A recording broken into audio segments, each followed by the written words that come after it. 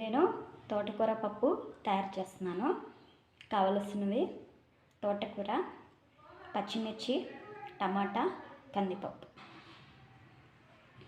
తోటకూర పప్పు తయారు చేస్తాను. ఉడికించుకోవాలి. టమాటా, పచ్చిమిరపకాయలు వేసి పప్పును ఉడికించుకోవాలి. కొంచెం వాటర్ పోసుకొని దీంట్లో కొంచెం పసుపు యాడ్ చేసుకోవాలి. ఉడికించుకోవాలి పప్పును. దీంట్లో కడిగి పెట్టుకున్న తోటకూర యాడ్ చేస్తాం.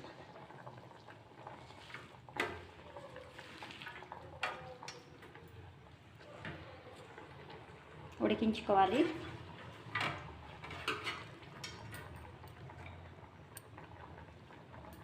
బాగా ఉడికించుకోవాలి పప్పు, తోటకూర.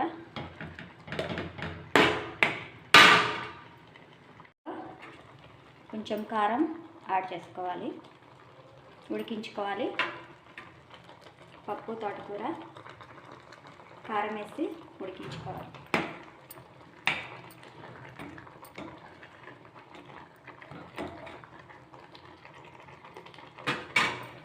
పప్పు ఉడికింది. ఇప్పుడు పప్పును రుబ్బుకోవాలి.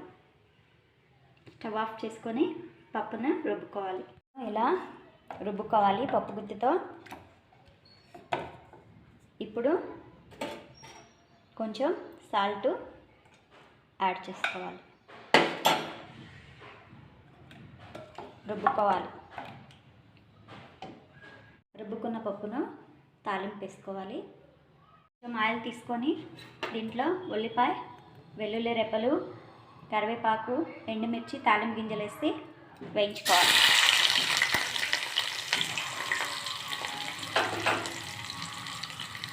వేయించుకోవాలి.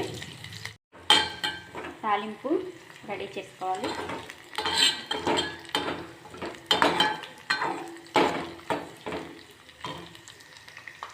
పప్పుని ఒక బౌల్లోకి తీసుకున్నాను. వేయించుకున్న తాలింపును పప్పులో యాడ్ చేసుకోవాలి. పప్పులో యాడ్ చేసుకోవాలి.